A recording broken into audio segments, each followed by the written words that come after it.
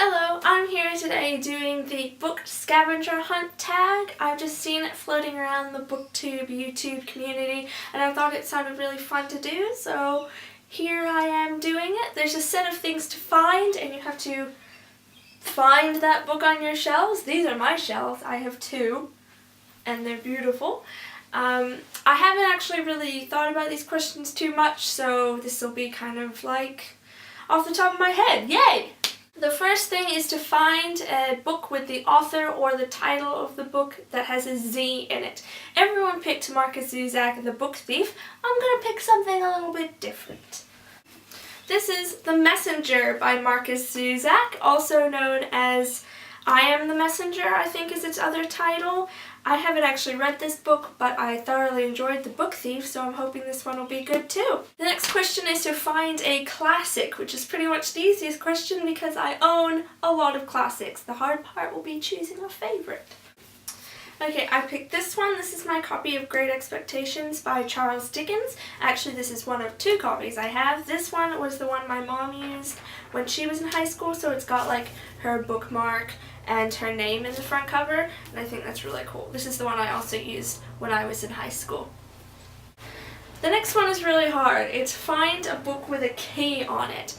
I don't even know if I have a book with a key on it. I can't think of any, so I'm gonna try. Okay, I found one. This is great. I thought I might have this one, but I didn't know if it was on my shelf. This is this bind-up edition of The Secret Garden and a Little Princess by Frances Hodgson Burnett. Two of my favorite stories when I was younger. I loved the movies as well. But as you can imagine, there is a tiny little illustration of someone with a key and a lock and some ivy from The Secret Garden. So it's little, but I have one. Okay, next one is something on my shelf that isn't a book. I have heaps of things on my shelves that aren't books, as you can see, including all my makeup, lots of collections and knickknacks, but I will show you one of the coolest things that I have on my shelf, and that is this candle, a pink one in the shape of a Buddha head. That's not a book. Okay, next question is find the oldest book on your shelf. I'm not quite sure which one that might be, but I have an idea. This is my second copy of Great Expectations, and it is the Literary Heritage Collection, I think, edition, unless I'm making that up. I got this for my birthday from a good friend of mine because he knew how much I liked this book. It's nice and old and hardbacked, and I'm pretty sure this is the oldest book I own. Everything else is kind of like 19th century, as far as I can see. I mean, not 19th, 20th century. I don't have anything from the 19th century. Yeah, so this one. Next one is to find a book with a girl on the cover, which should be easy. I'll just pick one. I'm going to pick this one, which is one of my all-time favorite books from when I was little and also just in general. It's Awake and Dreaming by Kit Pearson, who also wrote A Handful of Time, which I haven't read, but it has the main character on the front cover who is a young girl. This is a really good book. I recommend it for everyone. I don't think a lot of people have heard of it or read it. It's really awesome. The next one is to find a book with an animal on the front cover, and I have thought of this one because I really want to show you guys this book. This is The Elements of Style by Strunk, White, and Kalman. I have the illustrated edition, which means that it's got really cool pictures on the inside illustrating the different grammatical errors and stuff like that. And it has a basset hound on the front page, the front cover. I seriously recommend getting this book if you are interested in writing or have to write a lot for class or something like that, because it really just covers every grammatical question you could ever have in your life, and it gives you the legitimate answer. Next one is to find a book with a male protagonist. Okay. I'll pick this one because I read it recently. This is Water for Elephants by Sarah Gruen. It was quite popular 2 or 3 years ago, and I only just read it because I'm really behind the times, but it's really fantastic, and the period that it's set in is pretty awesome. And yes, the main character is a man. The next one is to find a book with only words on it. That might be a little hard. Okay, this is one that I have that just has words on the cover, and it is the Best Australian Poems of 2008, edited by Peter Rose. I really like getting these books, like the short stories and the essays and things like that, because it's just a really cool collection, and plus they're all Australian, so it supports Australian writers. The next one is to find a book with illustrations in it, and other than my illustrated elements of style, I'm pretty sure I only have one other. This is my edition of Falling Up Poems and Drawings by Shel Silverstein. I absolutely adored Shel Silverstein when I was younger. Plus, he just looks like a really cool dude. All his poems are freaking hilarious, and he does all his illustrations himself, and they just really add to the hilarity of his poems. I really recommend his poetry for young children as well as adults because they are so funny, and he just writes them really well. The next is to find a book with gold lettering, and I actually own one of these, which is exciting. This is my edition of the Guernsey Literary and Potato Peel Pie Society. It's a special edition. It's by Mary Ann Schaefer and Annie Burroughs. It's got gold lettering on this like mini half dust jacket. I don't even know. But I really like this book. I actually went into it not thinking it was going to be very good because it was so popular, but it was just really genuine and just a nice read. And yeah, it's also got photos because Guernsey is a real place, so that's fun. The next is to find a diary, true or fictional. I used to read a lot of diaries, but I don't know if I really own a whole lot of them. Okay, as far as I can tell, I don't actually have any diaries, but I have a lot of memoirs, and I also have a lot of books told in letter form, and I kind of count those as diaries, even though you're not writing it to anyone. Like, for example, I have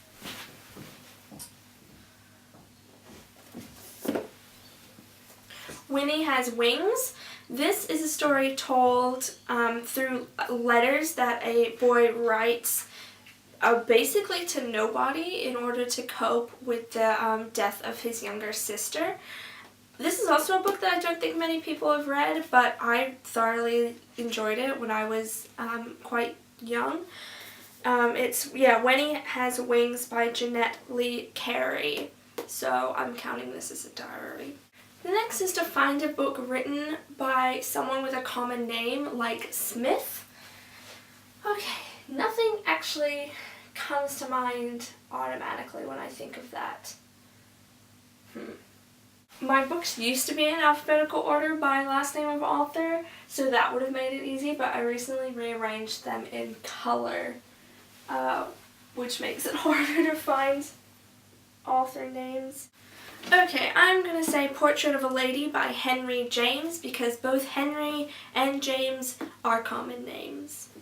The next is to find a book that has a close-up of something on it. That's pretty vague, so nothing springs to mind. This is one. This is The Art of Choosing by Sheena Iyengar. This is a non-fiction book about how people choose and what choice is. It's like scientific-y, a little bit like that. I got this a little while ago while I was in New Zealand and ran out of things to read. It's really interesting, and it has a close-up of jelly beans on the front cover. Okay, next one is to find the book on your shelf that takes place in the earliest time period. Again, nothing springs to mind. Geez. I don't really have anything that takes place like ancient times, which would probably be the earliest that books were written about. I think this might be my oldest book or my oldest time period, though I can't actually guarantee that. I have a lot of books that take place in the 19th century, and some that take place in the 18th century. Maybe. Okay, it's probably one of these two. This is my edition of The Tragedy of Romeo and Juliet by William Shakespeare, edited by Mario de Ganji. And this is my copy of Urunuku by Afra Ben, edited by Joanna Lipking. This is a story that was written and takes place in the 1600s during the American slave trade. And this was written in the 1600s, but he usually set his stuff earlier than that, and I can't quite think of when Romeo and Juliet was set. So it might be this one. It also might be this one. Next question is find a hardcover without a jacket. I actually own two, so this is pretty easy, but I'm going to name the one that I haven't already shown. And this is my Spiderwick Chronicles Notebook for Fantastical Observations by LiteraryJulziez and Holly Black. This is like one of those fill-in-yourself books that I got back when I was in elementary school and absolutely obsessed with the Spiderwick Chronicles and convinced that I was going to be a fairy hunter when I got older. So this is hardcover, but it has no dust jacket. Next one is find a teal or turquoise book, and that's pretty easy because I organize them in color. I'm gonna pick, this is Stargirl by Jerry Spinelli. When I was in primary elementary school, this was pretty much the most popular book ever, and everybody read it and thought it was awesome. He did come out with a sequel, and I think it might even be a trilogy now, but I've only ever read this one, and I just recommend it if you're interested in intermediate fiction, and also it has a teal cover. The next question is a little bit hard too because it's to find a book with stars on the cover, but I think I actually have one.